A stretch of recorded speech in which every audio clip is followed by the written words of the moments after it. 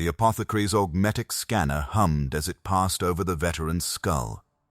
Brother Sergeant Amadeus had served the First Legion for 140 years, his ceramite-clad form bearing scars from a dozen compliance actions across the eastern fringe. But the memory engrams the apothecary was attempting to extract showed something else entirely. Corruption at the neural level. Deliberate redaction written into the very synapses of his brain. "Tell me about Advex-mors," the apothecary said, his voice flat with clinical detachment. Amadeus's jaw worked for several seconds before words emerged. "I remember the smell of ozone, electrical discharge from weapons that shouldn't have functioned. The slave soldiers wore collars that..." He stopped, his enhanced physiology suddenly triggering an autonomic response. His hands began to shake. "I cannot remember their faces. The collars, the way they moved. It's gone." The apothecary made a notation on his data slate. This was the 14th veteran he had assessed in as many days. All of them showed the same pattern. Memories of the Rangdan campaigns existed in fragments, like archaeological ruins where someone had systematically removed every third stone. Some scholars within the Legion's inner circles suggested this had been done on purpose, that the Dark Angels themselves, or perhaps someone higher in the Imperial hierarchy, had ordered memories suppressed through a combination of psychic conditioning and chemical intervention. "What about the War Moon?" the apothecary pressed. "The orbital fortress above Advex-mors Extremis?" Amadeus's pupils dilated. His secondary heart began racing. It ate a Gloriana-class battleship, swallowed it whole and kept firing. We lost 10,000 brothers in those 4 months. Or was it 5,000? The numbers change depending on which records you read. If you can find records at all, the apothecary deactivated his scanner. Amadeus would receive the standard post-assessment protocols. Monitored rest. Increased mindfulness training.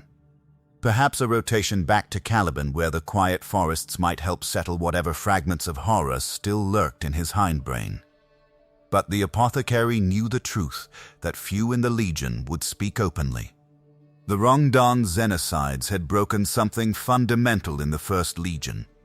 Not their combat effectiveness, or their loyalty to the Emperor. Something deeper. They had learned what it meant to face an enemy that could actually win. The official Imperial histories barely mention the Rangdan campaigns. A footnote in most chronicles of the Great Crusade, relegated to the same obscure references that occasionally surface about the Lost Legions or certain Dark Age technologies, whose very existence is considered classified beyond the highest security clearances. When historians do reference these wars, they speak in vagaries. A Xenos threat in the galactic north. Significant casualties among the Astartes legions. A victory achieved at great cost, but the truth, pieced together from sealed archives, fragmented after-action reports, and the suppressed memories of survivors, tells a different story entirely. The Rangdan Xenocides were not simply another compliance action gone difficult. They were humanity's closest brush with extinction during the entire Great Crusade. A war so catastrophic that losses would not be matched until the Horus heresy itself tore the Imperium apart. Over 80,000 Space Marines died fighting the Rangda. Dozens of Titan legions were obliterated. Entire expeditionary fleets vanished without a single survivor to report what they had encountered. 19 inhabited star systems were laid waste, their populations either slaughtered or worse. And at the darkest hour, when the Northern Imperium teetered on the brink of total collapse, the Emperor himself intervened. Not with his usual strategic guidance or the deployment of additional forces, but with something the records cryptically refer to as the breaking of the Labyrinth of Night. Whatever that meant, whatever he unleashed from beneath the Imperial Palace on Terra, it turned the tide of a war that conventional military force could not win. The question that haunts scholars who dare to study these events is simple. If the victory was so complete, if the Rangda were truly exterminated as the Imperium claims, why go to such lengths to erase the records? Why suppress memories in the survivors? Why create multiple contradictory accounts of the same battles until even basic facts like casualty figures and timelines become impossible to verify? The answer might be even more terrifying than the war itself. The Imperium wanted no one to know how close they came to losing, how close humanity came to being swept aside by a Xenos empire that possessed technology matching or exceeding their own, directed by an intelligence that learned and adapted faster than Imperial strategists could counter.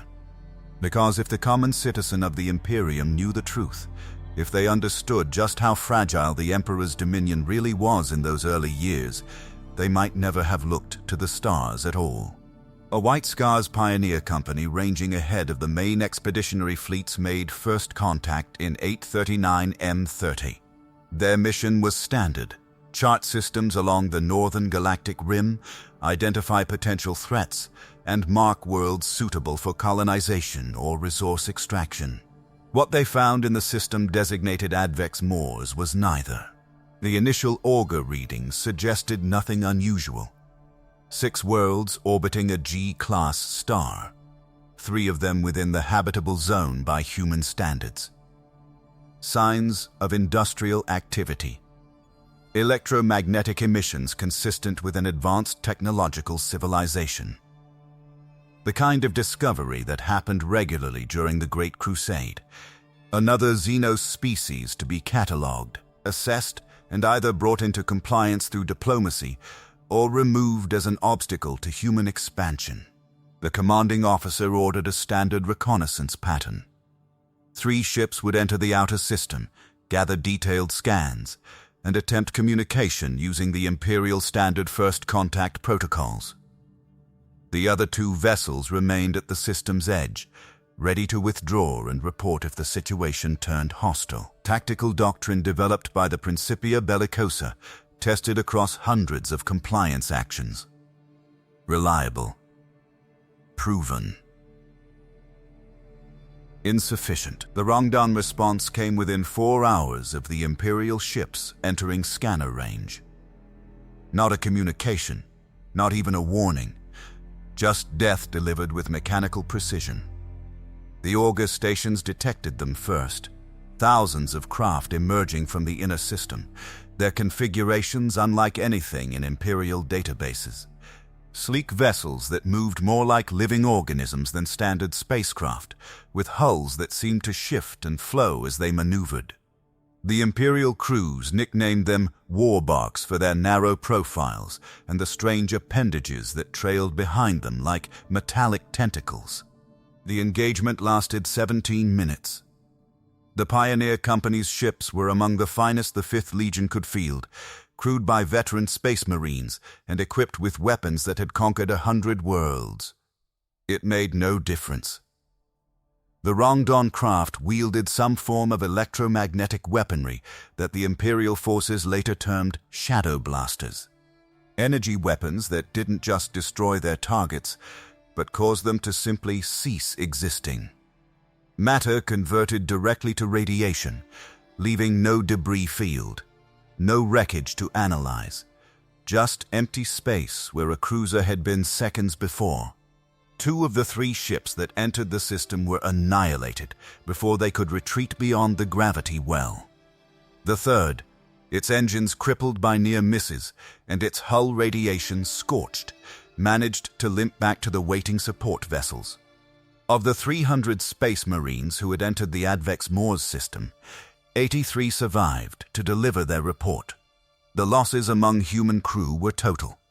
Every mortal sailor, every servitor, every tech priest attached to the destroyed vessels simply erased from existence. The surviving commander, his power armor still bearing scorch marks that radiated enough background radiation to require shielding, delivered his assessment to the Legion Command with the kind of clinical precision that served the Astartes well. They possessed technology equal or superior to our own. Their tactical coordination suggests a sophisticated command structure. They attacked without provocation or communication, which indicates either extreme xenophobia or a policy of total territorial exclusion. We must assume hostile intent for any further encounters. What he did not say, but what his biometric readings during the after-action interview revealed, was that he was terrified. A space marine. A warrior who had been psychologically conditioned to know no fear, whose enhanced physiology made panic responses nearly impossible. His cortisol levels during that 17-minute engagement had spiked beyond anything his apothecaries had seen outside of combat against the warp touched. The Rangdan had done something that Xenos threats almost never accomplished. They had made the Emperor's angels afraid. The response from the First Legion was immediate and overwhelming. The Dark Angels' senior command structure, fragmentary records, suggest leadership was in transition during this period, with multiple competing factions within the Legion advocating different strategic approaches, saw the Advex-mors incident as an opportunity to unify the Legion through shared purpose. The First Legion had been struggling with questions of identity. The discovery of a Xenos threat powerful enough to destroy Imperial vessels with such ease provided a rallying point that transcended internal political divisions. The Dark Angels assembled a force that would have been considered excessive for most compliance actions. 50,000 Space Marines drawn from across their scattered deployments, 100 capital-class warships, and several times that number in escorts and support craft. Another 100,000 soldiers from Imperial Army regiments and Mechanicum Togmata forces, including substantial contingents from the nearby Forge world of Xana. The Legio Gryphonicus and other Titan legions contributed Walker detachments. The assembled armada represented one of the largest single deployments of Imperial military force since the conquest of the Sol system itself. In an unprecedented decision for the First Legion, remembrances were allowed to accompany the fleet. Artist historians who would document the Dark Angels' triumph and spread word of their prowess throughout the growing Imperium. It was a calculated risk, a departure from the Legion's traditional preference for discretion. Strategic analysts have suggested this decision reflected internal Legion politics, a need to demonstrate preeminence among the Astartes legions through public achievement rather than quiet competence. The intelligence reports from Xana's Mechanicum analysts painted a grim picture as the fleet prepared for deployment.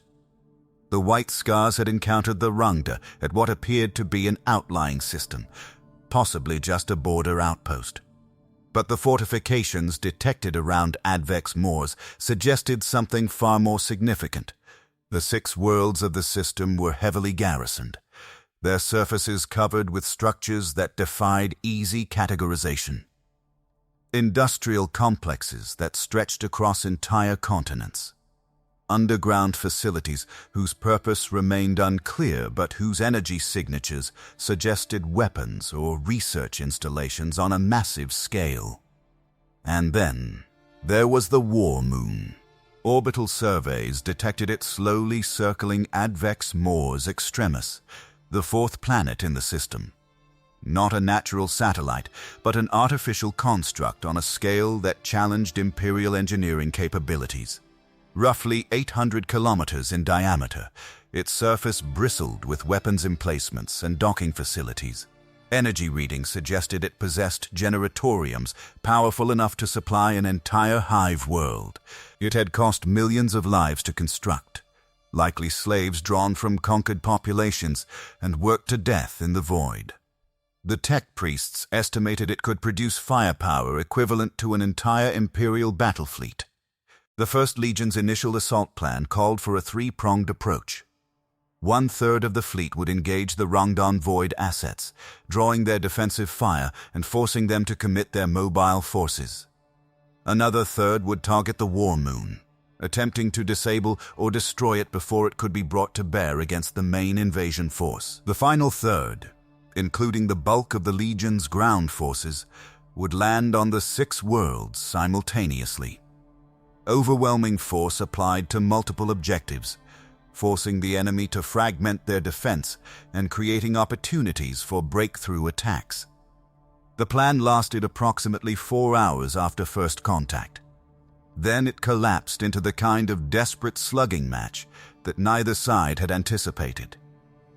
The Rangdan fleet emerged from concealed positions throughout the inner system, not dozens of warbarks as the Pioneer Company had encountered, but thousands. They moved with coordination that suggested either sophisticated command and control systems or possibly some form of psychic coordination. Each vessel knew exactly where its wingmates were, adjusting tactics in real time to respond to Imperial maneuvers. The Shadow Blasters proved even more devastating in fleet engagement than initial reports suggested. They operated on principles that violated conventional understanding of energy weapons. No visible beam or projectile. Just a sudden electromagnetic pulse that scrambled auger returns for several seconds, and when sensors cleared, the targeted ship would be gone. Or worse, partially gone. The First Legion crews learned to fear hits that only erased portions of a vessel, leaving the rest spinning out of control with atmosphere venting from impossible wounds and internal bulkheads that opened onto vacuum where deck sections had simply ceased to exist. But it was the War Moon that dominated the engagement. When it opened fire, the void lit up with energy discharges powerful enough to be detected from the outer system. 3 Gloriana-class battleships, the largest and most powerful vessels in the Imperial arsenal, moved to engage it. Each one was a fortress in its own right, carrying enough firepower to reduce continents to ash and armor thick enough to withstand direct hits from lance batteries and plasma bombs. The Invincible Reason led the assault alongside 2 sister ships, whose names have been lost to the deliberate historical purging that followed the campaign, a pattern consistent with the systematic record suppression documented across all 3 Xenocides. The engagement between the War Moon and the 3 battleships lasted for 6 hours, long enough for the bulk of the Imperial fleet to press their advantage against the Rangdan Void assets. Long enough for the first wave of drop pods and landing craft to reach the surfaces of the 6 worlds. Long enough for the war to transition from void combat to the grinding horror of ground engagement.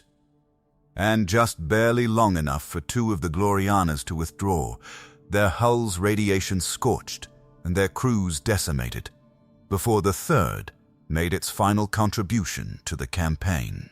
The ship's master saw the tactical situation deteriorating. The War Moon was simply too powerful to be destroyed through conventional bombardment, and attempting to maintain the engagement was costing the fleet assets it could not afford to lose. So he gave the order that would be studied in Imperial tactical academies for centuries afterward, assuming anyone remembered this battle at all. Ram the War Moon. Overload the plasma reactors just before impact. Convert the battleship itself into a weapon of such destructive power that even the Rangdan fortress couldn't withstand it. The Gloriana accelerated to ramming speed, its remaining weapons batteries firing continuously to suppress the War Moon's defensive systems. Rangdan stalker drones, biomechanical horrors that served as their elite boarding troops, swarmed onto the battleship's hull in a desperate attempt to reach the engineering sections before the overload could be completed.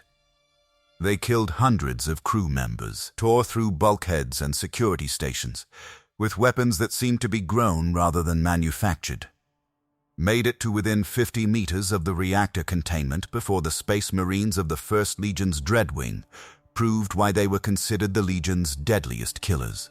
The explosion of a Gloriana-class battleship's plasma reactors, contained and directed by the last efforts of dying tech priests who manipulated magnetic fields with their final thoughts, created a miniature star that burned for 17 seconds. When it faded, the battleship was gone. so was a 300-kilometer section of the War Moon's superstructure. The fortress continued to function, its redundant systems compensating for catastrophic damage, but the perfectly coordinated Rangdan Void defense collapsed into chaos. Ships that had been supporting the War Moon suddenly found themselves without their anchor point, forced to reposition or withdraw into defensive formations. It was the opening the Imperial fleet needed. The Dark Angel's senior commander, directing operations from the Invincible Reason despite its heavy damage, ordered the ground assault to proceed at maximum intensity. The window created by the sacrifice would not remain open for long. Every drop pod that could launch did so. Every assault ram and boarding torpedo in the fleet's arsenal was committed. 50,000 Space Marines of the First Legion, supported by hundreds of thousands of Imperial Army troops and Mechanicum forces, descended on the 6 worlds of Advex-mors like a storm of wrath and ceramite. What they found on those worlds would haunt the survivors for the rest of their existence. The slave soldiers were the first thing Brother Sergeant Amadeus remembered seeing when his drop pod's hatches blew. Not Rangdan warriors, not defensive fortifications, just humans. Thousands of them, arranged in perfect geometric formations across the landing zone, their movements synchronized with mechanical precision. Each one wore a collar of unfamiliar metal that pulsed with faint, bioluminescent light. Neural shackles, the First Legion would later determine. Technology that rewrote the brain's command pathways, reducing thinking beings to biological automatons that obeyed their Rangdan masters with absolute loyalty. The slave soldiers opened fire the moment the drop pods touched down. Their weapons were crude compared to Imperial standards, but effective enough. Solid slug projectiles and primitive energy weapons that had been manufactured in the millions. The Dark Angel's ceramite armor turned aside most of the fire, but volume has a quality all its own. A battle brother took a lucky shot through his eye lens in the first 30 seconds of combat. Killed instantly by a round fired by someone who might have been an Imperial citizen before the Rangda took this system. Amadeus led his squad forward, his bolter speaking its hypersonic hymn of destruction. Mass reactive shells tore through unarmored flesh and bone, killing slave soldiers by the dozen. But for every one that fell, 2 more took its place. The slave formations never broke, never faltered. When a soldier's legs were blown off, they crawled forward still firing until blood loss or secondary explosions ended them. When their weapons ran dry, they charged with crude blades or simply with bare hands, driven by the neural collars to attack until death released them. "They're not running," a battle brother observed over the Vox. His voice carried the kind of clinical detachment the First Legion prided itself on, but Amadeus could hear the underlying confusion. Standard tactical doctrine says slave soldiers break when casualties exceed 15%. These are at 60% losses and still advancing. "The collars override survival instinct," Amadeus replied, crushing a slave soldier's skull with his power fist when the man got too close. The collar continued pulsing for several seconds after the body fell, trying to send commands to a brain that no longer existed. They can't retreat, can't surrender, can't stop fighting until the Rangda release them, or we kill them all. The defensive positions the slave soldiers held stretched for over 100 kilometers across the broken landscape of Advex-mors Prime. Intelligence estimates suggested a single Rangdan overseer controlled approximately 10,000 slaves through some form of networked command system, which meant that somewhere in the defensive network there were actual Rangdan warriors. The First Legion's primary objective was to find them and kill them. Everything else was just obstacles. The real fighting began when the Dark Angels broke through the first slave soldier cordon and encountered the Rangdan themselves. They were tall, nearly 3 meters on average, with builds that combined lithe grace with obvious physical power. Their appearance was difficult to describe consistently because the after-action reports from survivors contradicted each other. Some spoke of vulpine features, others described something more insectoid. A few mentioned shapes that seemed to shift when observed directly.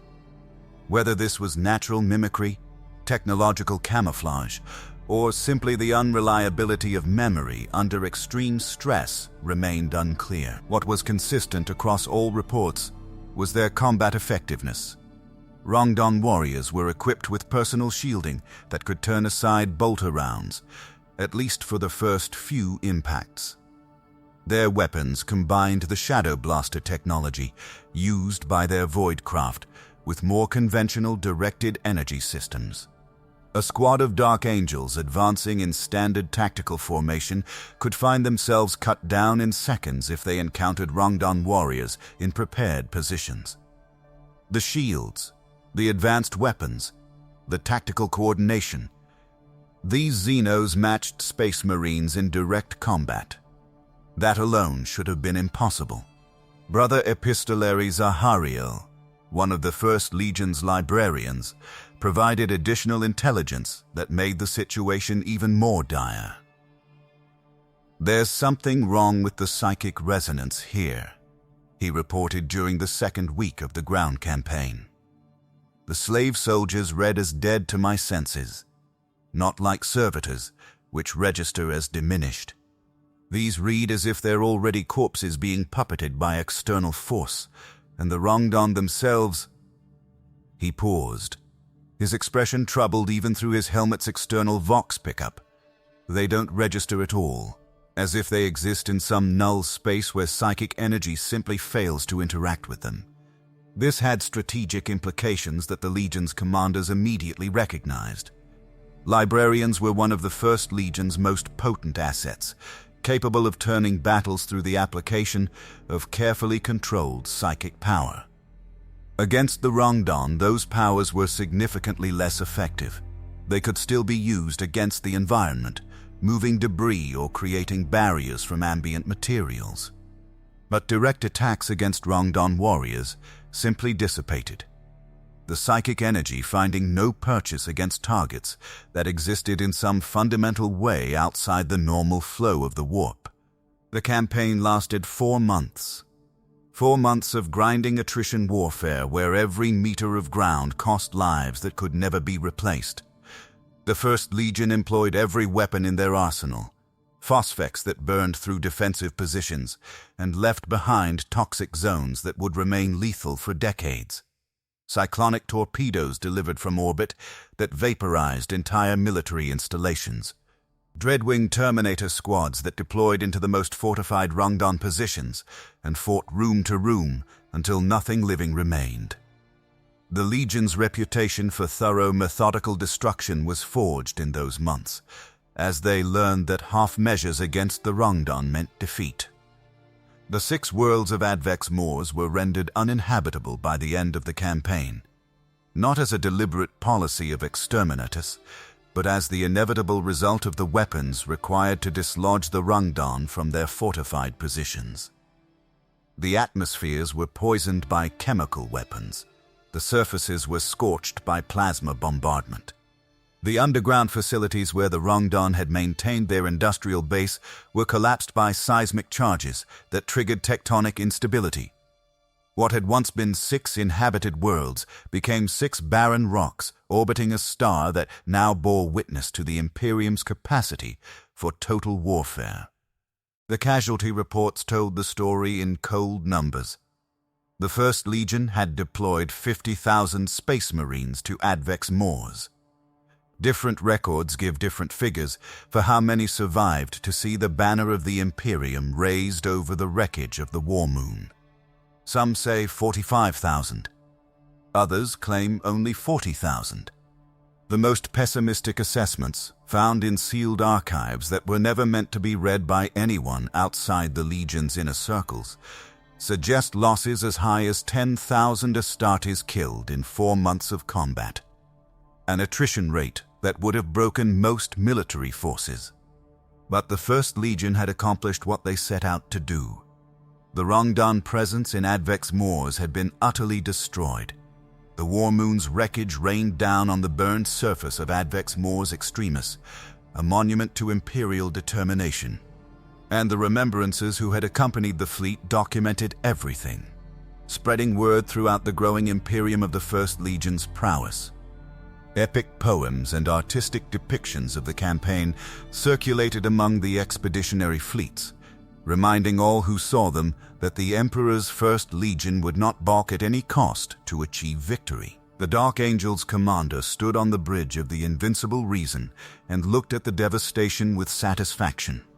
His legion had been unified through shared purpose and shared sacrifice. They had proven their worth against a Xenos threat that possessed technology and coordination beyond anything previously encountered. The Advex-mors campaign would go down in history as one of the First Legion's finest hours. What he did not know, what none of the Imperial commanders suspected as they began withdrawal procedures and prepared for the journey back to compliant Imperial space, was that Advex-mors had not been the Rangdan homeworld. It had not even been a major installation. It was, as later intelligence would eventually reveal, little more than a border outpost. A garrison at the edge of an empire that stretched deep into the uncharted regions of the galactic north, maintained by a species that viewed the approaching Imperium with the same dismissive contempt that humanity showed toward lesser Xenos threats. The Rangda had been testing Imperial capabilities, learning how humans fought, identifying weaknesses in their tactics and technology. And while the First Legion celebrated their hard-won victory, the true Rangdan forces were preparing a response that would bring the Northern Imperium to the brink of total collapse. The warning signs began appearing within a year of the Advex-mors campaign's conclusion. Expeditionary fleets operating in the galactic north reported unusual augur readings, disturbances in local space that suggested massive fleet movements just beyond sensor range. Isolated Imperial outposts went silent without sending distress calls, their populations vanishing as if they had never existed. The Divisio Militaris tracked these incidents with growing concern, but the sheer scope of the Great Crusade meant that resources were spread across hundreds of active fronts. A few missing expeditionary fleets and silent colonies, while troubling, did not warrant diverting forces from ongoing campaigns. The White Scars and Raven Guard were the first to understand the true scope of what was coming. Both legions had expeditionary fleets ranging through the northern reaches, charting systems and bringing scattered human worlds into compliance. In 862 M30, multiple White Scars detachments reported contact with large Xenos fleets, moving through systems they had surveyed just months earlier. The descriptions matched the Rangdan war barks encountered at Advex-mors, but the numbers were staggering. Not dozens of vessels, thousands. Moving in coordinated formations that suggested military organization on a scale that dwarfed the border garrison that had cost the First Legion so dearly. Khan Commander Chinza, leading one of the Fifth Legion's largest expeditionary forces, attempted to shadow the Rangdan fleet movements and gather intelligence on their objectives. What he discovered sent him racing back toward Imperial space at maximum acceleration, broadcasting emergency signals on every available frequency. The Rangdan were not conducting exploratory raids or probing attacks. They were invading, a full-scale military assault on the Northern Imperium, launched from multiple vectors simultaneously to prevent Imperial forces from concentrating their defense. The invasion struck the northern fringe of Imperial space like a thunderbolt delivered by an angry god. The carefully constructed defensive networks that protected newly compliant worlds simply ceased to exist within the first week. Expeditionary fleets that had been stationed to guard against precisely this kind of incursion went to their deaths without a single ship escaping to report what they had encountered. The Rangdan warbarks employed tactics that suggested they had spent the intervening years studying Imperial naval doctrine, identifying the standard deployment patterns and exploiting weaknesses with surgical precision. Whole worlds fell within hours. The Rangdan descended with their thousands of slave soldiers, their numbers augmented by fresh captives taken during the invasion's initial stages. Imperial colonists who had spent years establishing new settlements found themselves fighting neighbors and family members who had been fitted with neural collars and turned into mindless weapons against their own people. Planetary defense forces that might have held out for weeks or months against conventional invasion were overwhelmed by waves of attackers who felt no fear, required no supply lines beyond what their collars provided through forced stimulation of their biological systems, and could not be. Demoralized by casualties. But the true horror of the Second Rangdan Xenocide became apparent when the Imperium realized the scale of the enemy's mobile assets. The Rangdan brought more than warbarks to this invasion. They brought their war moons. More than a dozen of the massive fortress stations that had made the Advex-mors campaign so costly. Each one was crewed by thousands of Rangdan warriors and tens of thousands of enslaved support personnel, carrying enough firepower to sterilize an entire world and enough manufacturing capacity to sustain military operations indefinitely. They deployed these fortresses at key strategic positions, creating anchor points around which their invasion fleets could operate with impunity. The reports flooding back to Terra painted a picture of systematic devastation. Dozens of Titan legions were committed to defensive actions and simply ceased transmitting. Entire Space Marine legions found themselves cut off from support and resupply, forced to fight desperate holding actions against enemies that outnumbered them by orders of magnitude. The casualty figures stopped making sense after the first month. How do you track losses when entire fleets disappear?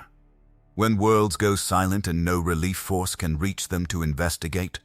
When the only information comes from the handful of vessels that managed to escape the initial onslaught, their crews half mad from what they had witnessed? The White Scars and Raven Guard found themselves at the center of the desperate fighting. Not by choice, but because their expeditionary fleets happened to be positioned between the main thrust of the Rangdan invasion and the critical forge world of Xana.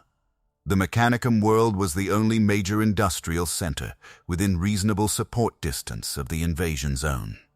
If Xana fell, the Imperium would lose the manufacturing capacity needed to sustain a prolonged defensive campaign. The ability to produce weapons, ammunition, replacement vehicles, and spare parts for the thousands of machines that kept Imperial forces operational. Without Xana, any counter-offensive would be impossible. Jagatai Khan had not yet been discovered. His legion fought under commanders who understood the Fifth Legion's doctrinal preferences for speed and maneuver, but lacked the Primarch's genius for mobile warfare. They found themselves forced into a static defense, the one type of operation their legion was least suited for. The Raven Guard, masters of stealth and precision strikes, faced a similar mismatch. How do you employ guerrilla tactics against an enemy that simply keeps coming regardless of losses? How do you hide from foes whose slave soldiers can be expended without concern, sent to flush out concealed positions through sheer attrition? The Siege of Xana became the defining engagement of the Second Rangdan Xenocide's opening phase. 8 months of continuous combat that would be studied for centuries afterward, as an example of how determination and sacrifice can hold the line when strategic retreat might seem the rational choice. 3,000 Space Marines of the 5th and 19th Legions, supported by hundreds of thousands of Mechanicum troops and countless servitor battle cohorts, faced Rangdan forces that eventually numbered in the millions when accounting for enslaved human soldiers. The Forge world's defensive systems had been designed to repel conventional invasion. Lance batteries that could destroy ships in orbit, void shields capable of withstanding orbital bombardment, underground bunker networks where essential personnel could shelter during attacks. All of it proved insufficient against the Rangdan assault. The War Moons established positions beyond the range of surface defenses and systematically destroyed anything that emerged from the protection of Xana's shields. The slave soldier armies landed beyond the shield perimeters and advanced meter by meter, accepting catastrophic casualties but never stopping, never breaking, never giving the defenders a moment's respite. Fragmentary records from Raven Guard officers who survived the siege reveal the psychological cost of such prolonged combat. One account from the 4th month describes conditions in stark terms: "We have been fighting for 117 days without interruption. The Mechanicum's defense servitors are failing. Simple mechanical fatigue. Their biological components can only be stimulated for so long before they cease responding. We keep taking their weapons and ammunition after they collapse, but eventually we will run out of those too. The enemy never stops. They come in waves. We kill them by the thousands. It makes no difference.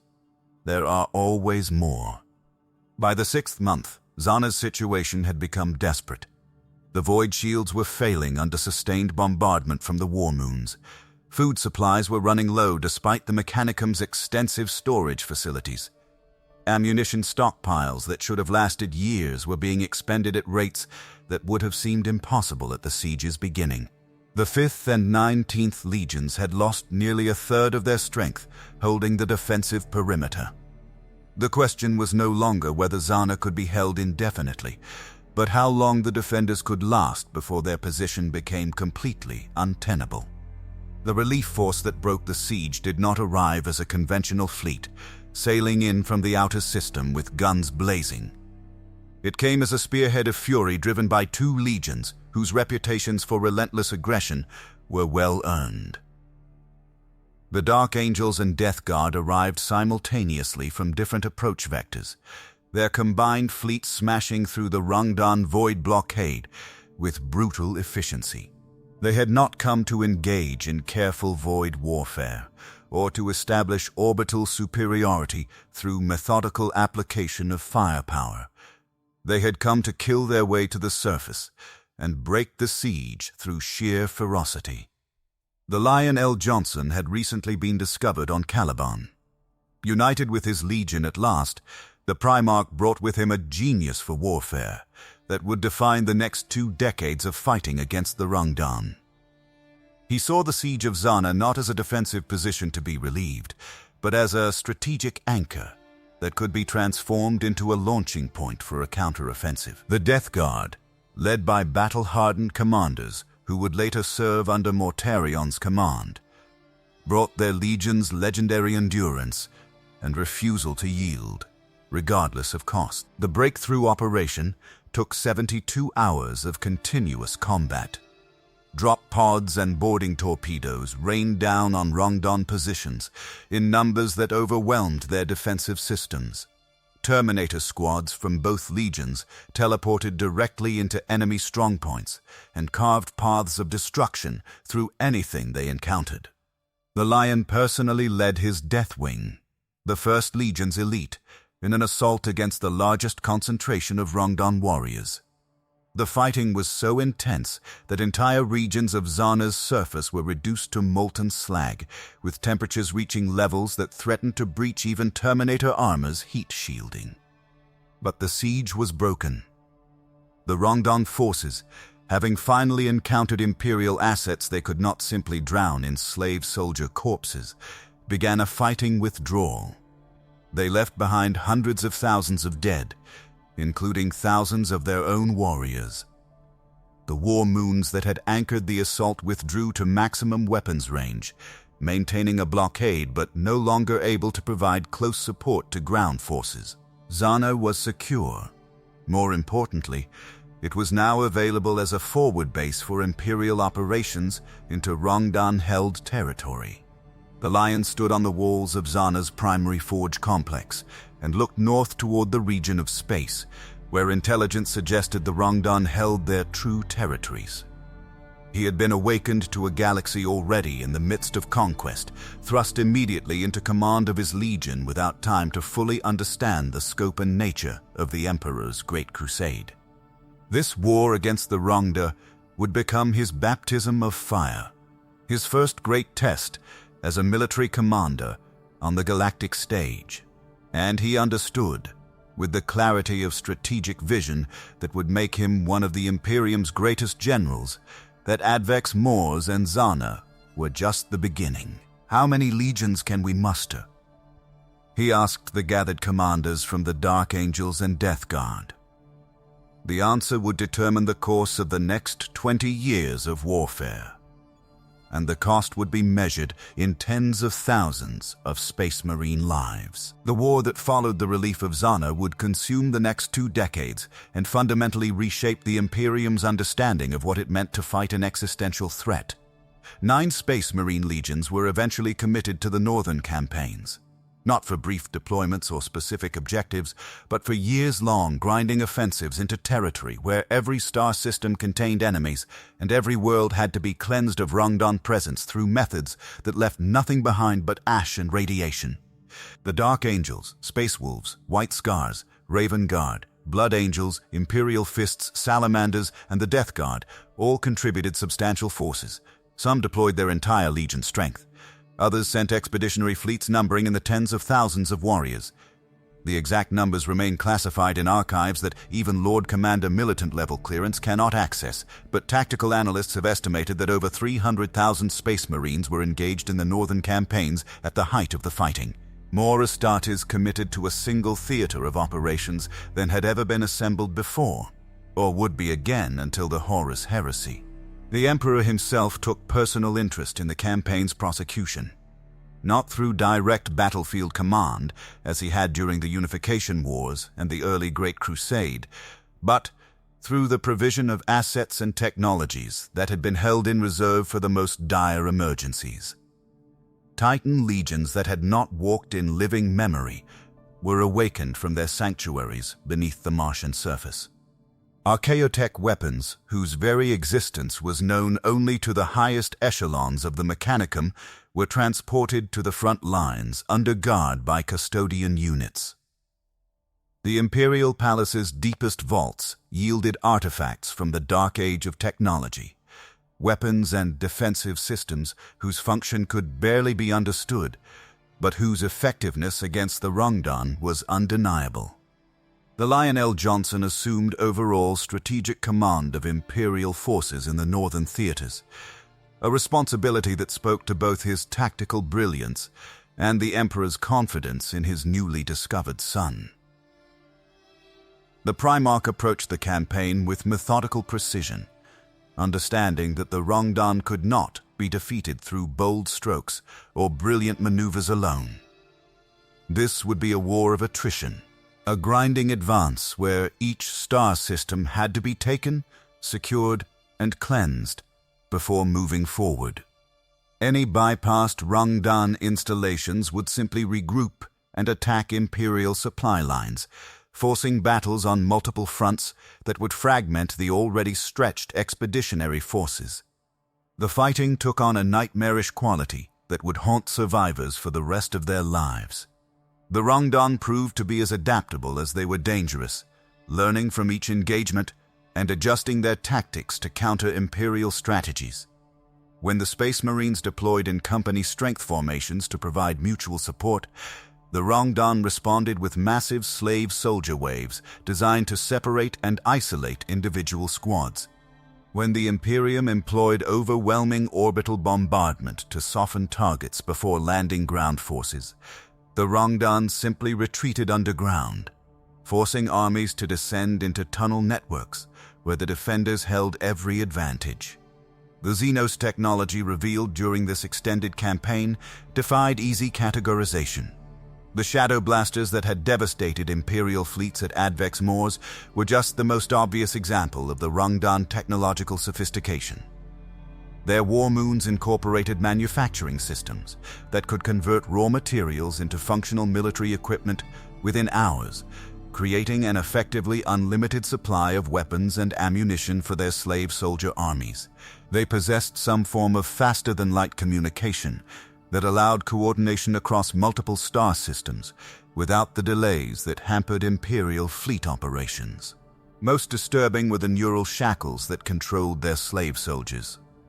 Mechanicum analysis of captured collars revealed technology that functioned at the intersection of biology and machinery in ways that Imperial science could not replicate. The devices literally rewrote neural pathways, creating connections between the brainstem and motor control systems that bypassed conscious thought entirely.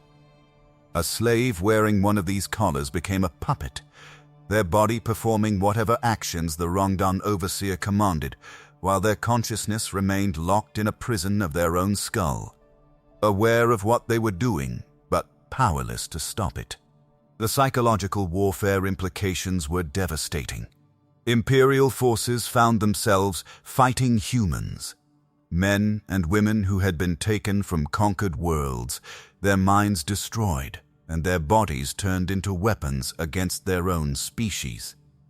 The Space Marines, conditioned to view all Xenos as enemies worthy of destruction, struggled with engagements where they had to kill humans by the thousands.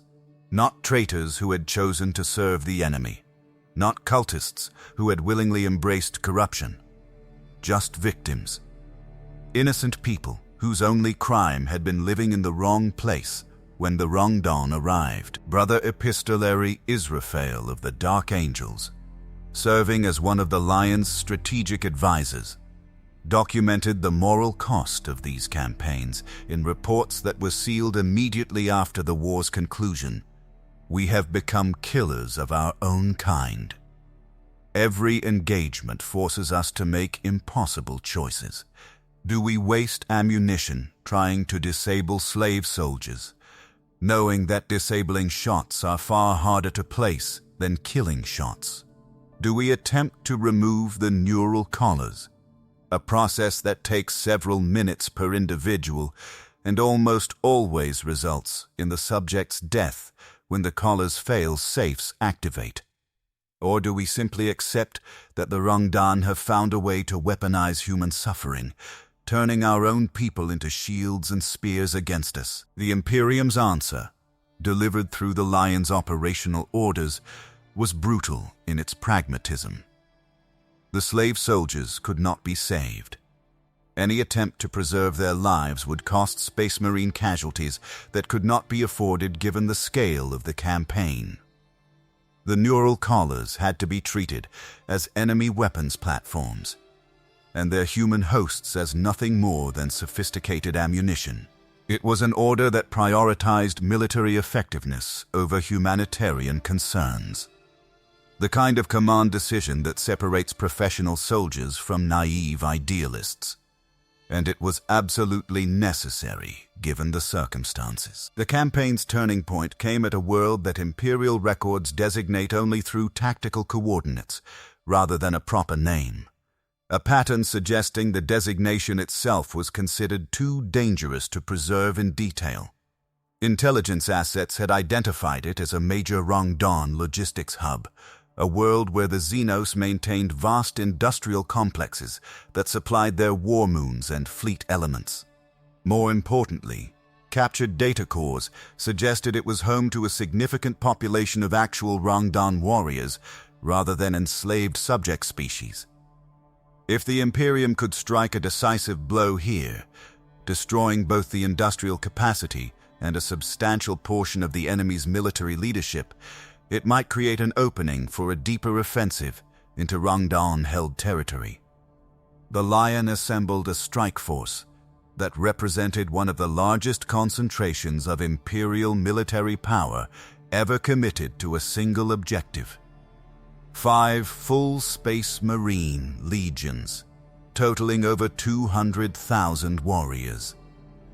Dozens of Titan legions, including some of the most ancient and powerful machines in the Mechanicum's arsenal. Hundreds of thousands of Imperial army troops, though by this point in the campaign everyone understood that normal human soldiers were of limited effectiveness against the Rangdan. The armada that gathered at the staging point near Xana's orbit was so large that it took 3 weeks just to organize the fleet into proper formation for the attack run. The Battle of Taxil, named for the system where this critical world was located, began in 868 M30 and lasted for 3 years. 3 years of continuous combat that made the Siege of Xana look like a brief skirmish. The Rangdan had fortified every major installation on the world's surface and established orbital defense networks that included 7 war moons, each one as powerful as the fortress that had required the sacrifice of a Gloriana-class battleship to destroy at Advex-mors. The opening void engagement claimed 40 Imperial capital ships in the first 6 hours, the Shadow Blasters operating in coordinated salvos that could not be evaded or effectively countered with conventional shields. The war moons proved even more deadly than anticipated, their weapons reaching out across vast distances to destroy Imperial vessels that thought themselves safely beyond engagement range. The Lion was forced to commit his flagship, the Invincible Reason, to a direct assault against the nearest war moon, using the Gloriana's massive bulk to shield smaller vessels while they positioned for optimal firing solutions. The breakthrough came not through superior firepower, but through a tactic so audacious that it would become legendary within the First Legion. The Lion personally led a boarding action against one of the war moons, taking with him the entire Deathwing. Over 10,000 Terminators representing the Legion's absolute elite. They teleported directly into the war moon's central command structure, bypassing external defenses entirely, and bringing the battle to the Rangdan leadership before they could organize an effective response. The fighting inside the war moon lasted for 72 hours. Terminator squads advanced through corridors designed for beings larger than human scale, engaging Rangdan warriors in close combat, where the Xenos' shield technology and advanced weapons were far less effective than in open terrain. The Deathwing specialized in exactly this kind of warfare. They had trained for centuries in boarding actions and close-quarters battle. Every brother knew his role. Every squad moved with the coordination that came from fighting alongside the same warriors for decades. And they had the Lion, a Primarch whose combat prowess and tactical brilliance made him worth 1,000 lesser warriors. The Rangdan defenders fought with desperate ferocity, understanding that the fall of this war moon would compromise their entire defensive network. They deployed their stalker drones, biomechanical horrors that combined organic speed with mechanical durability, armed with weapons that could penetrate even Terminator armor given sufficient time to cycle through their energy reserves. They collapsed entire sections of the war moon's superstructure, attempting to bury the invaders under tons of debris and radiation-leaking reactor shielding. They even released some form of biological weapon, a pathogen designed to attack space marine physiology, though the First Legion's enhanced immune systems proved resistant to its worst effects. But the Deathwing could not be stopped. They carved through every defense the Rangdan erected. When their teleportation homers were jammed by enemy countermeasures, preventing tactical deployment behind enemy lines, they simply advanced on foot, using breaching charges and melter weapons to create new paths through bulkheads and floor plating. When their ammunition ran low, they fixed bayonets and fought with blades and fists, their Terminator armor's power multipliers allowing them to tear through Rangdan warriors with brutal efficiency. The Lion himself killed the War Moon's commander in single combat, a towering Rangdan war leader that intelligence later designated as a slaver cerebrivore. The title was apt. These were the Rangdan equivalent of generals or admirals, beings that had consumed the brains of dozens of subject species leaders and absorbed their knowledge and tactical understanding. The Lion's blade, one of the few weapons forged on Caliban that could stand comparison to the power weapons manufactured on Terra and Mars, severed the creature's head after a duel that destroyed 3 entire decks of the War Moon's command structure. With the slaver cerebrivore dead, The neural control network that coordinated the War Moon's defensive systems collapsed into chaos. The slave soldiers operating weapon emplacements simply stopped, their collars no longer receiving coherent commands. The Rangdan warriors found themselves fighting without coordination. Individual squads cut off from central command and forced to rely on their own initiative. The Deathwing exploited this confusion ruthlessly, methodically clearing the War Moon deck by deck until nothing living remained except the Space Marines themselves. The fall of the first War Moon created a cascade effect across the Rangdan defensive network. The other 6 fortresses, having lost their anchor point, attempted to withdraw to more defensible positions. This exposed them to concentrated fire from the Imperial fleet, which had been waiting for precisely this opportunity.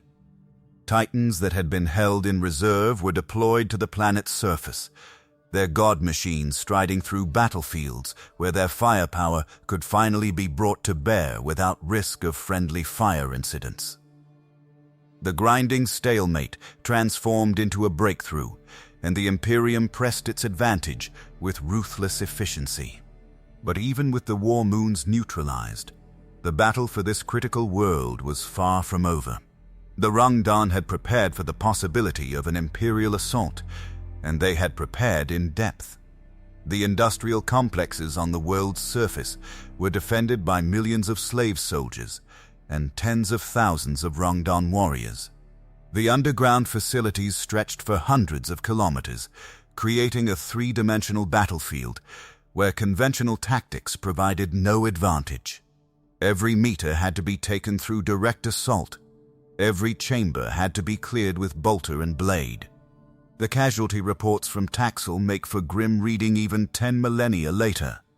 The Dark Angels alone lost over 50,000 warriors during the 3-year campaign.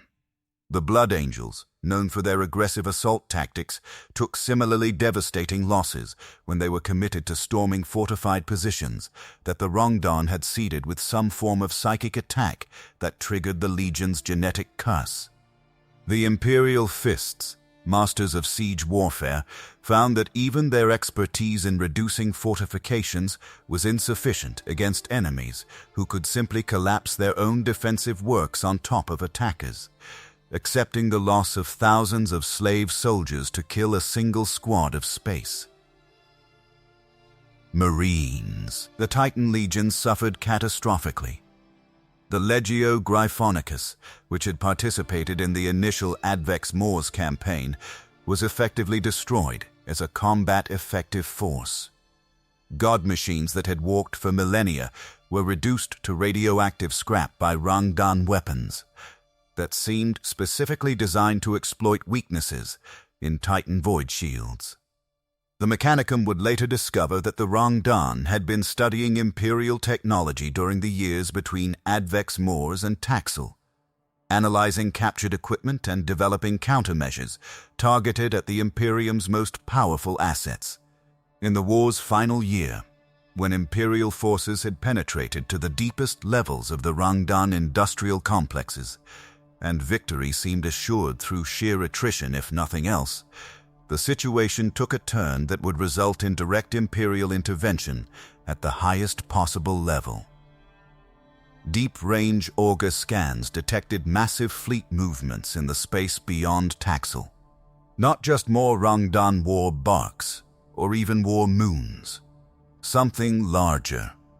Something that intelligence analysts could not properly classify because it existed at a scale beyond conventional understanding of void warfare. The reports that reached Terra described it as a star fortress, a constructed megastructure that dwarfed even the war moons, bristling with so many weapons that its broadside could theoretically destroy entire fleets in a single salvo. And it was moving toward Taxil, apparently summoned by the Rangdan defenders as a last resort response to the Imperial invasion. Tactical projections suggested that if this fortress reached the battle zone, it would render all the sacrifice and suffering of the past 3 years meaningless. The Imperial fleet would be destroyed. The ground forces would be cut off from resupply and reinforcement. The Taxil campaign would transform from a costly victory into a catastrophic defeat. The Lion sent urgent requests to Terra for additional forces, for any assets that could counter a threat of this magnitude. But the resources simply did not exist. The Imperium had committed everything available to the northern campaigns. Every legion that could be spared was already engaged. Every fleet that could be mustered was already deployed. There was nothing left in reserve except the Emperor himself. What happened next remains one of the most controversial and least understood events of the entire Great Crusade. The official records describe it only as the breaking of the Labyrinth of Night. The Emperor departed Terra personally, accompanied by a small contingent of custodians and several sealed containers whose contents were never disclosed. He traveled to the northern front not on a conventional ship, but through means that the few witnesses described as a tear in reality itself, as if the Emperor simply opened a door from Terra to the battle space near Taxil and stepped through, dragging his retinue and whatever weapons he had brought with him across impossible distances in an eye blink. What the Emperor unleashed against the Rangdan Star Fortress remains unknown. The few Space Marines who were close enough to observe reported seeing light, not the normal light of weapons discharge or engine flare, but something else entirely. A radiance that hurt to look at directly, even through auto-reactive lenses. It lasted for 7 seconds. When it faded, the Star Fortress was gone. Not destroyed in the conventional sense. Not shattered into debris or converted to expanding gas by reactor detonation. Just gone.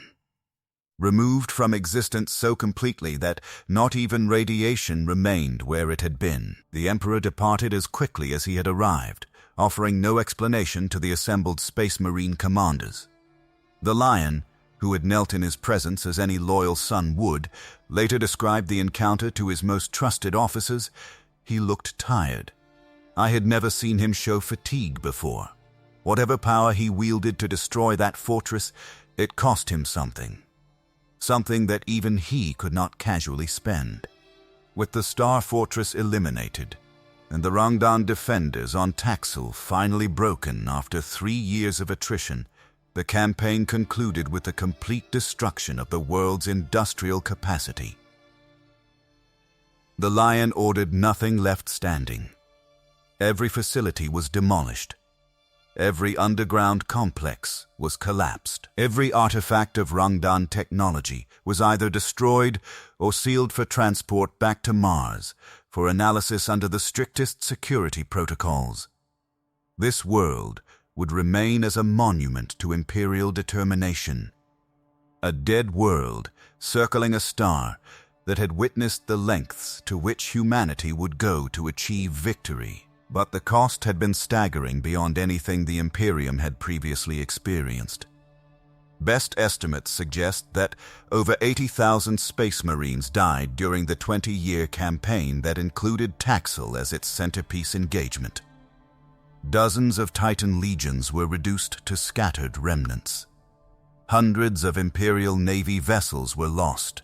Millions of Imperial Army soldiers had died fighting an enemy that could barely be harmed by anything less than Space Marine-level firepower.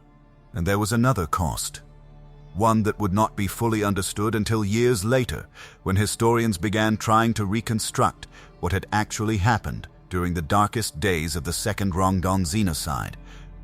2 Space Marine legions, the 2nd and 11th, had been deployed to the northern campaigns. They had fought with distinction according to the fragmentary records that survived. And then, at some point during the final phases of the war, they had simply ceased to exist. Their names were stricken from all official records. Their battle honors were reassigned or forgotten. Their genetic legacies were destroyed so thoroughly that no trace remained of what made them unique among the Astartes, the Lost Legions. Whatever had happened to them during the Rangdan Wars was considered so catastrophic that the Emperor himself ordered all knowledge of it suppressed. Some scholars have suggested they were corrupted by exposure to Rangdan technology. Others believe they were sacrificed to achieve some strategic objective that required losses beyond what any commander could justify through conventional military necessity. The most disturbing theory, whispered only in the most secure chambers of the First Legion's librarius, is that they were simply erased, deemed unworthy or compromised to such a degree that their continued existence was intolerable. They were unmade by imperial decree and consigned to a historical oblivion so complete that even asking questions about them became a form of heresy. The war officially concluded in 882 M30 with the declaration that the Rangdan threat had been neutralized. The Xenos empire that had pushed the Imperium to the brink of collapse was declared extinct. Their territory was sealed behind exclusion zones that would persist for centuries, marked as regions where even exploratory expeditions were forbidden without authorization from Terror itself. The Lion and his Dark Angels were lauded as heroes who had saved the Imperium from existential threat. Triumphal processions were held on liberated worlds. Monuments were erected to commemorate the sacrifice of those who had died fighting an enemy that most Imperial citizens would never learn had existed. But anyone who had actually fought in the northern campaigns knew the truth. The Rangdan had not been completely destroyed. They had been pushed back, beaten, forced to retreat into whatever domains they still controlled beyond the reach of Imperial expeditionary fleets. But exterminated? No. That would require something more thorough, something more terrible than even the massive military operations that had consumed 20 years and tens of thousands of Space Marine lives. 5 years later, that terrible thing would begin when new intelligence suggested the Rangdan were attempting to recover from their defeat. The White Scar's expeditionary fleet that stumbled upon the resurgent Rangdan presence in 887 M30 had been conducting routine reconnaissance operations in systems near the established exclusion zones. What they found should have been impossible. The worlds that Imperial forces had systematically cleansed just 5 years earlier showed signs of renewed activity. Electromagnetic emissions consistent with industrial operations.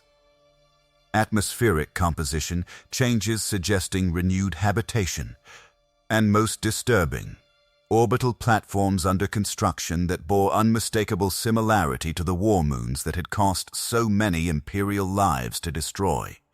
The White Scars withdrew immediately and transmitted their findings directly to Terra, bypassing normal command channels in recognition of the threat's magnitude. The response came swiftly and with a finality that left no room for interpretation. The Emperor himself issued the orders, delivered through the voice of Malkador the Sigillite. The Rangdan were to be exterminated, not defeated, not pushed back, exterminated. Every trace of their civilization was to be erased from existence. Every world they had touched was to be cleansed. Every human who had been exposed to their technology or culture was to be purged. The cost did not matter. The moral implications did not matter. Only the absolute elimination of the Rangdan threat mattered. 2 Primarchs were given responsibility for executing these orders.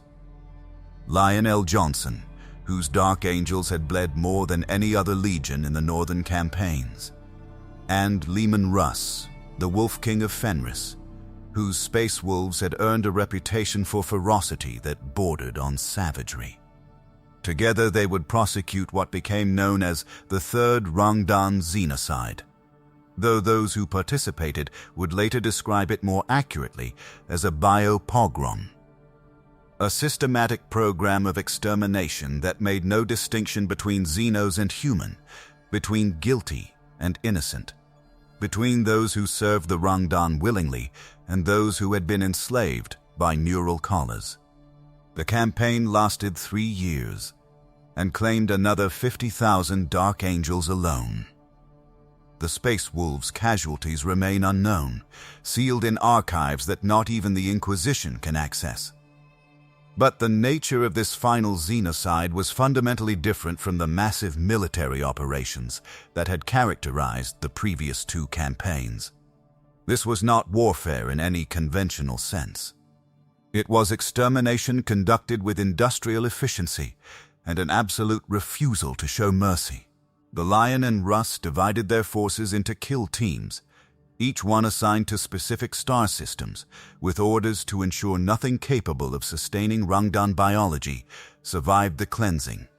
They deployed phosphex on a scale that would have been considered criminal excess in any other context, burning entire continents down to bedrock and poisoning atmospheres so thoroughly that they would remain toxic for millennia.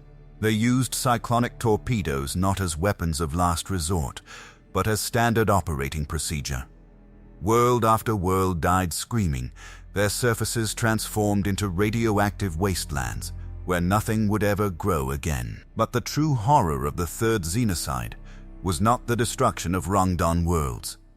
It was what happened to the human populations that Imperial forces encountered.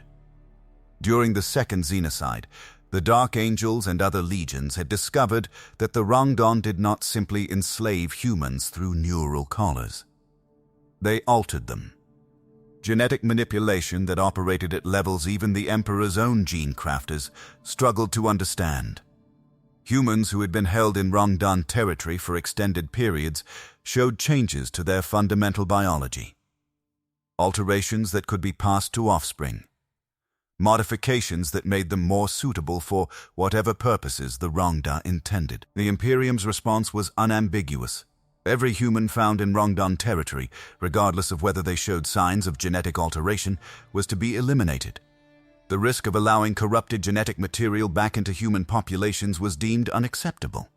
So worlds that had been Imperial colonies before the Rangdan invasion, worlds whose populations had spent years praying for liberation by their fellow humans, were instead granted the Emperor's peace through mass execution and orbital bombardment.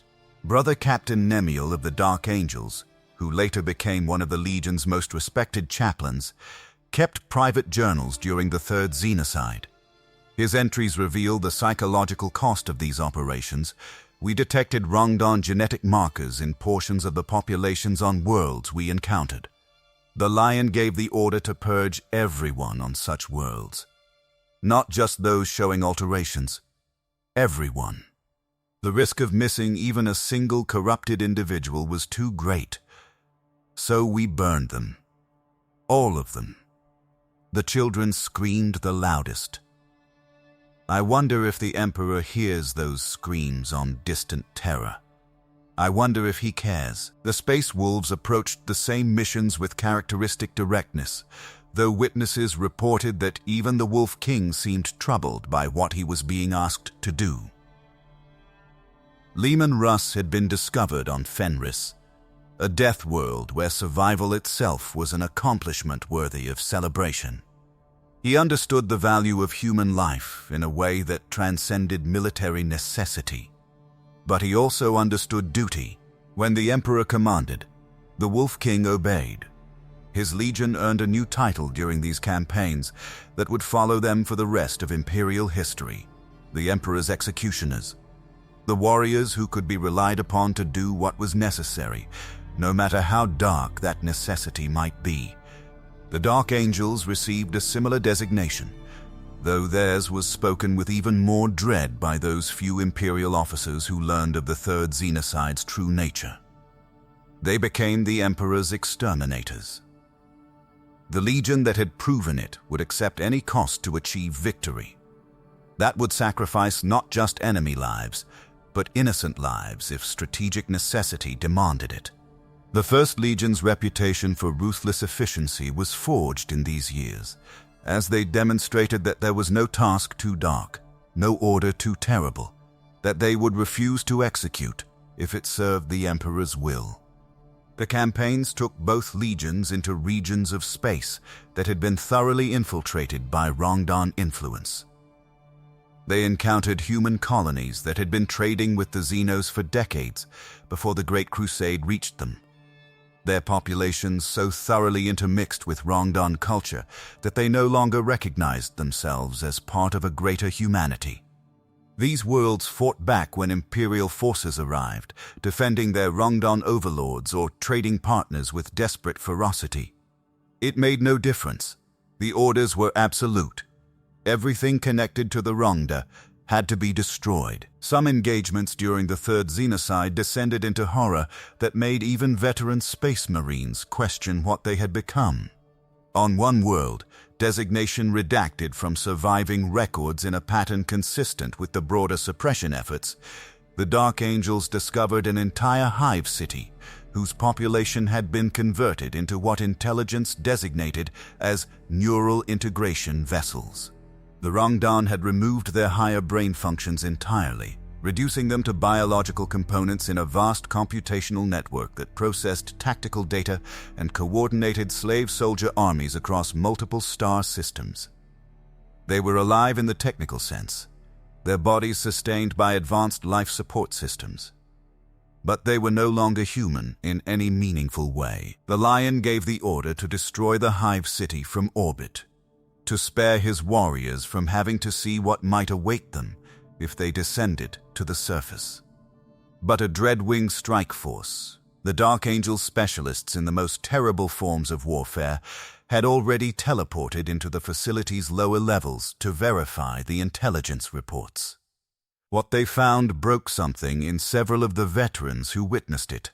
Tens of thousands of human bodies, their skulls opened, and their brains exposed to neural interface machinery, living in a state between life and death, while the Rangdan used them as nothing more than organic processors.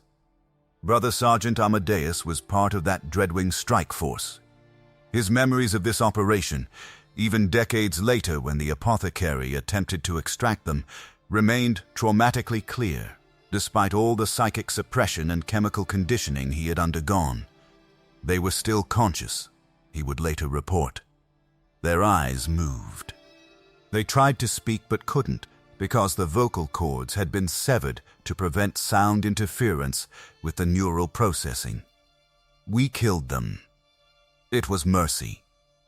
But I wonder, did they understand that? Did they know we were ending their suffering? Or did they think we were just more monsters come to hurt them? The psychological casualties from the Third Xenocide were substantial enough that the Dark Angel's response required organizational adaptation.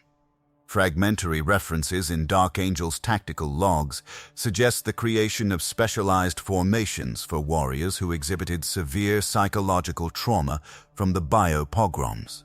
While the exact designation remains classified, strategic analysts within the Ordo Malleus have noted unusual deployment patterns in subsequent Dark Angels operations, small kill teams conducting the Legion's most distasteful missions with an emotional detachment that exceeded even normal Astartes. Conditioning. One could reasonably infer from deployment records that these formations handled operations requiring a level of psychological compartmentalization beyond standard Space Marine capability.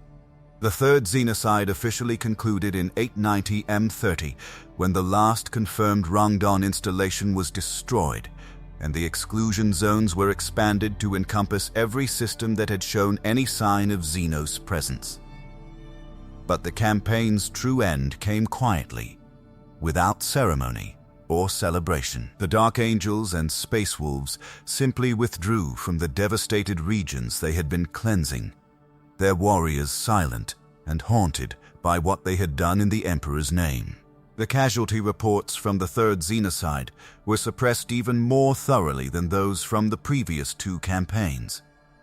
But fragments that survived suggest the Dark Angels lost approximately 50,000 more warriors during the 3-year bio-pogrom, attrition through constant combat operations, and the inevitable losses that came from deploying small kill teams into hostile territory where reinforcement was impossible. The Space Wolves' losses remain unknown, though their reduced presence in the years immediately following suggests they too paid a terrible price for this final cleansing.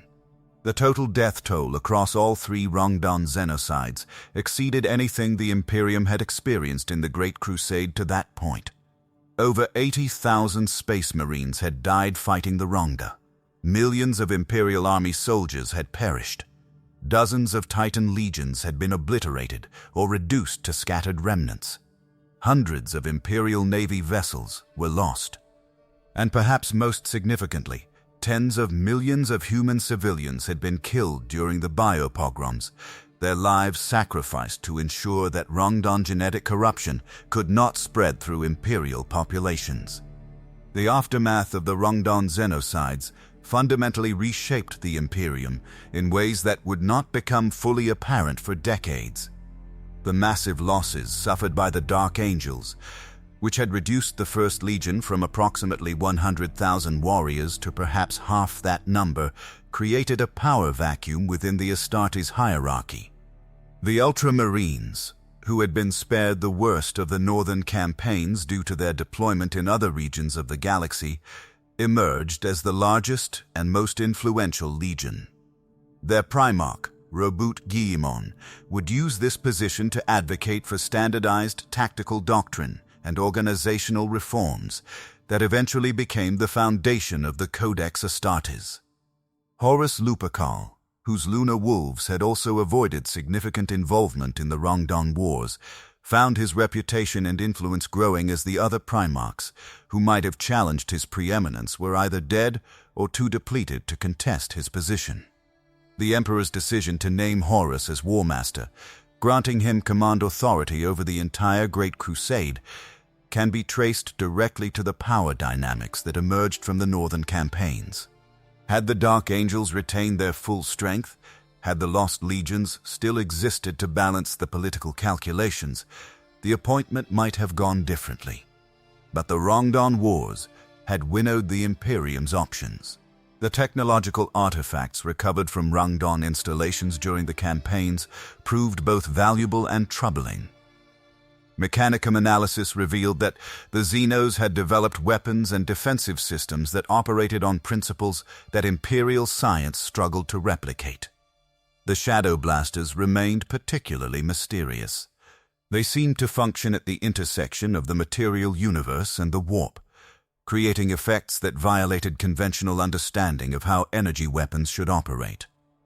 Attempts to reverse engineer captured examples resulted in several catastrophic accidents that killed entire research teams and contaminated forge complexes with radiation that defied normal cleanup procedures. But one Rangdan technology proved adaptable to Imperial use. The neural interface systems that had allowed single Rangdan overseers to control thousands of slave soldiers inspired the creation of the Psi Titans, war machines that combined traditional Titan technology with psychic amplification systems that allowed a single pilot to coordinate multiple. Supporting machines. The Ordo Sinister, a shadowy organization within the Mechanicum, took responsibility for developing and maintaining these weapons. They remained among the most closely guarded secrets in the Imperium, deployed only in the most desperate circumstances, when conventional Titan legions proved insufficient. The records of the Rangdan campaigns were systematically destroyed or sealed at security levels that made them effectively inaccessible to anyone outside the highest echelons of Imperial authority. This was not simply military classification or the normal tendency towards secrecy that characterized Imperial bureaucracy.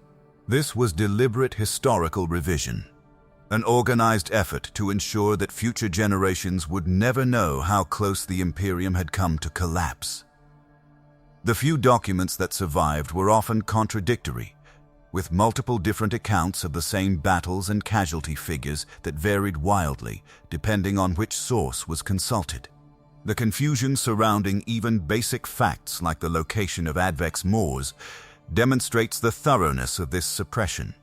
Some records place it in the halo stars, the region of space at the galaxy's far northern rim. Others suggest it was actually located in the Ghoul stars, an entirely different region notorious for strange disappearances and unexplained phenomena. A few fragmentary references hint that there might have been multiple worlds designated Advex-mors, each one marking a different stage of the campaign against the Rangda. The truth became impossible to determine, buried beneath layers of deliberate misinformation and genuine confusion, born from records that had been selectively edited or destroyed. The Space Marine legions that participated in the campaigns carried their own scars beyond the simple loss of manpower. The Dark Angels in particular developed an obsession with secrecy and compartmentalization that would later contribute to the Legion's fracture during the Horus Heresy. They had learned during the Rangdan Wars that there were some truths too terrible to share, some knowledge too dangerous to allow spreading beyond a trusted few. This tendency toward secrecy, born from genuine necessity during the bio-pogroms, metastasized into a cultural characteristic that defined the First Legion for millennia to come. The Space Wolves retained their role as the Emperor's executioners, a designation that meant other legions viewed them with a mixture of respect and unease. Everyone knew that if the Emperor needed a legion eliminated, if some threat arose that required the total annihilation of an Astartes force, it would be the Space Wolves who received the call. They had proven during the Third Xenocide that they possessed both the capability and the will to do whatever was necessary.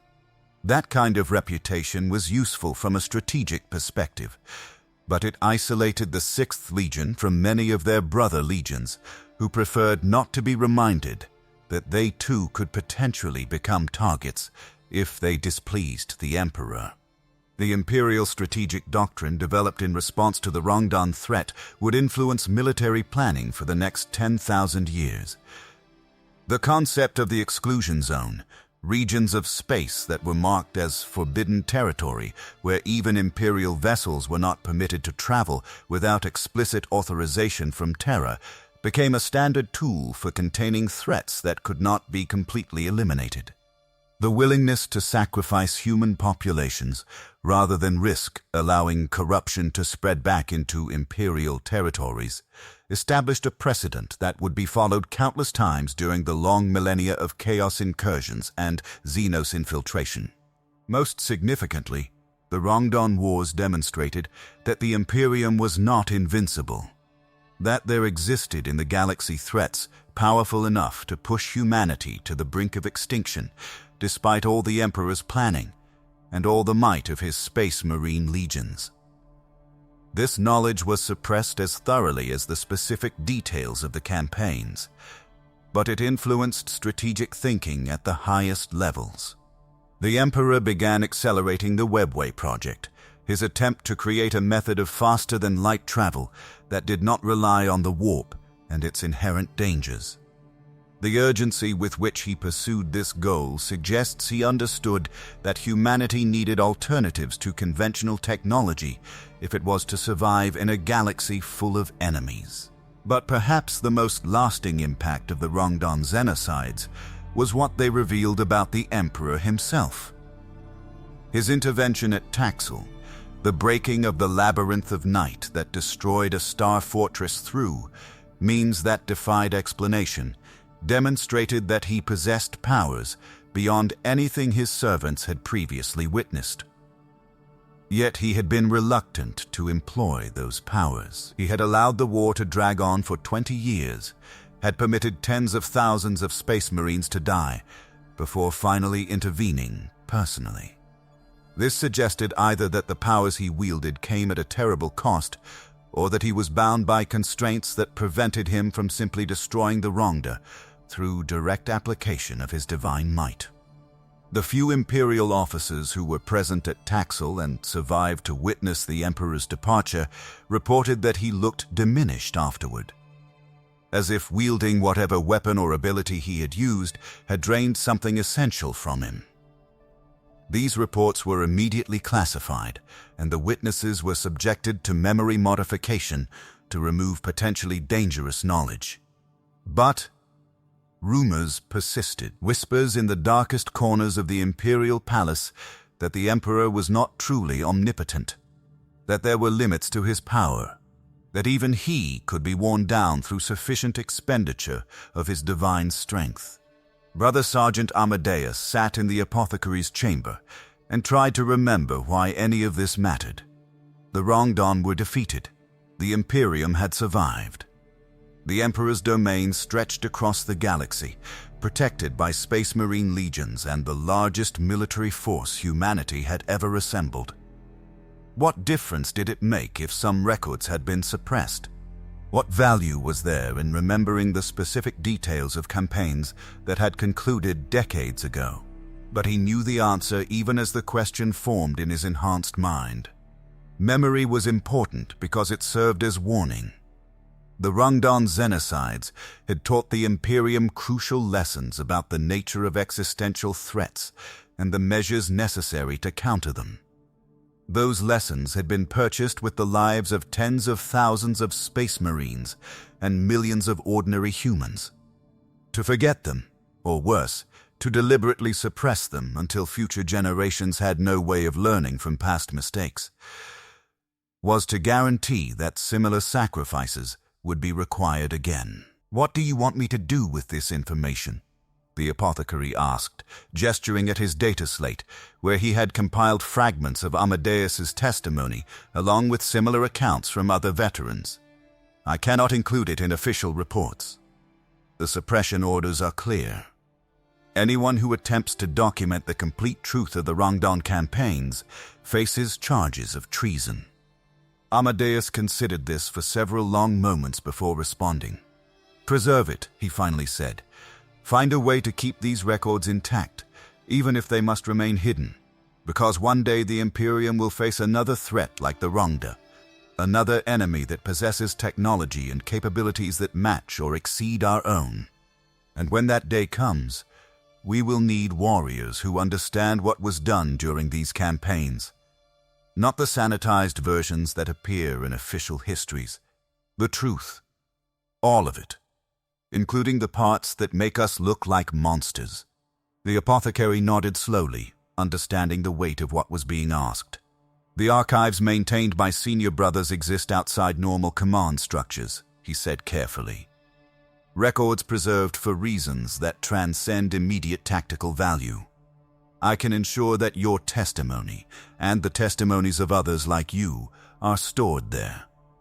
But they will remain sealed for a very long time. Perhaps centuries. Perhaps longer." "That's acceptable," Amadeus replied. "As long as the truth survives somewhere, as long as future generations have the option to learn what we did and why we did it." The apothecary deactivated his recording equipment and stood, preparing to escort Amadeus back to his quarters. But before they left the chamber, he turned back with one final question. "Do you think we could have defeated them? The Rangda, I mean. If we had encountered them 50 years earlier, before the Imperium had consolidated its strength, before we had discovered the Primarchs and expanded the legions to their full fighting capacity.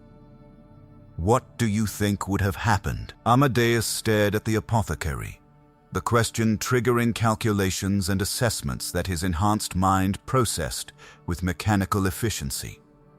He thought about the war moons and their devastating firepower, the shadow blasters that could erase capital ships from existence, the millions of slave soldiers that served as an effectively unlimited resource for the Rangda, the technology that matched or exceeded the Imperium's most advanced weapons, and most significantly, the intelligence that had allowed the Xenos to adapt to Imperial tactics with terrifying speed. "No," he said finally.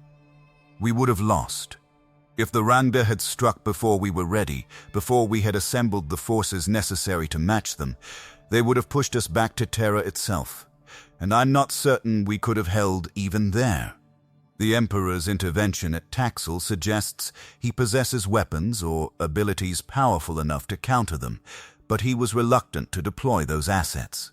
If he had been forced to use them in defense of Terra rather than as part of a coordinated offensive, he trailed off, the implications too dark to fully articulate.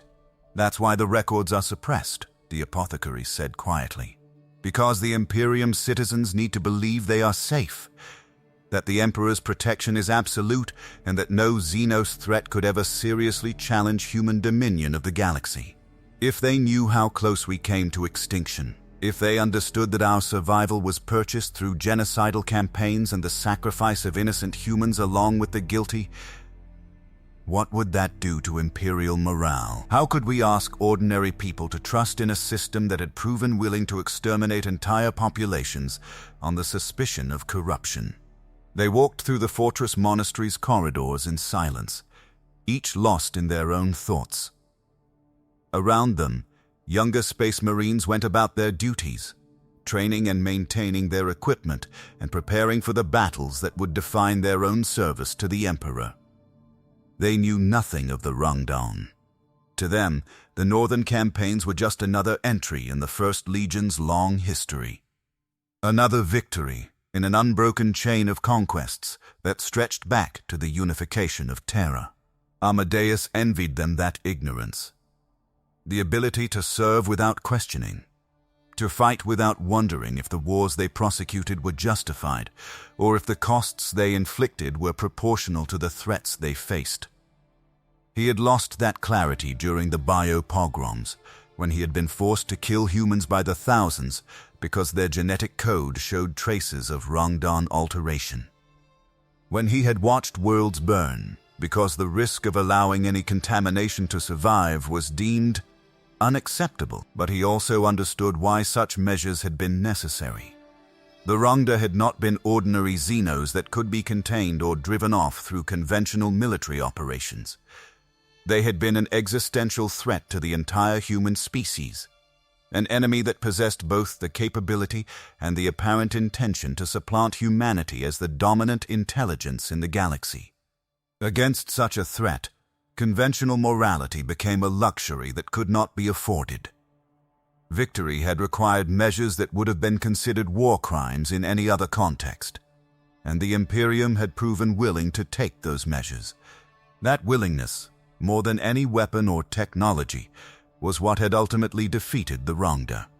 The sheer determination to sacrifice whatever was necessary, Space Marine lives, Titan legions, entire human populations, rather than accept defeat.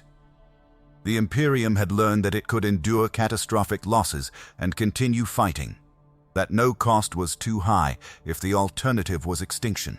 That knowledge, terrible as it was, provided a foundation for everything that followed. Some would later say there is only war. But the truth was more complex. There was survival. There was the grinding determination to endure no matter what horrors had to be committed in service of that survival. There was the acceptance that some truths were too terrible to acknowledge openly, that some victories required the sacrifice of innocence, along with innocent lives, and that the price of humanity's continued existence would always be measured in atrocities that could never be fully confessed or properly mourned. The Rangdan Xenocides were over. The Xenos threat had been eliminated, or at least pushed so far back that it would not threaten the Imperium for millennia to come. The Space Marine legions that had bled in the northern campaigns would recover their strength and go on to fight in the Horus Heresy, where they would learn that humanity's most dangerous enemies were not Xenos from the galactic fringe, but corrupted brothers who had once stood beside them in defense of the Emperor's vision. But the lessons learned during those terrible years would endure. The understanding that survival sometimes required monstrous actions, that victory could be purchased at costs too terrible to calculate, that the Imperium, for all its proclaimed glory and righteousness, was capable of atrocities that matched or exceeded anything perpetrated by its enemies. These truths, suppressed in official histories, but preserved in sealed archives and the traumatized memories of survivors, would shape imperial policy and military doctrine for the next 10,000 years. And somewhere in the darkness beyond the exclusion zones, in regions of space where imperial vessels were forbidden to travel, and where even auger scans showed only static and emptiness, fragments of the Rangdan Empire might still survive. Watching, waiting, learning from their defeat, and planning for the day when they might return to finish what they had started. Strategic analysts within the Ordo Xenos have suggested this knowledge drove the Emperor's actions in his final years of the Great Crusade, his acceleration of the Webway project, his withdrawal from direct command after Ullanor to focus on research whose purpose remained mysterious even to his closest advisors. He had seen what the Rangda could do. He had been forced to reveal powers he preferred to keep hidden, just to turn the tide of that war. And he understood that humanity's survival in a galaxy full of such threats would require something more than military might. But those projects would remain unfinished. The Webway would be breached before its completion. The Emperor would be confined to the Golden Throne, his divine consciousness slowly burning away over 10 millennia, while his Imperium descended into superstition and stagnation. And the knowledge of what the Rangdan had been, what they had nearly accomplished, and what they might still become if given the opportunity, would fade into legend and myth. Only the Dark Angels remember. Only the Space Wolves retain some fragment of understanding about what happened in those terrible years. And they will never speak of it. Not to outsiders, not even to their own brothers unless absolutely necessary. Because some secrets are too dangerous to share. Some truths too corrosive to the spirit of those who learn them. Better to let future generations believe in the Imperium's invincibility than to burden them with the knowledge of how close humanity came to extinction. The Rangdan Xenocides. The war that nearly destroyed the Great Crusade. The conflict that claimed 80,000 space marines and millions of Imperial army soldiers and dozens of Titan legions. The campaign that proved the Emperor was not omnipotent and that the Imperium could be brought to the brink of collapse by a sufficiently advanced Xenos threat. A war that officially never happened. An enemy that officially never existed. A victory purchased at a price so terrible that even acknowledging it would undermine everything the Imperium claimed to stand for. So there you have it. The complete story of the Rangdan Xenocides, pieced together from fragments and sealed archives, and the suppressed memories of veterans who wish they could forget.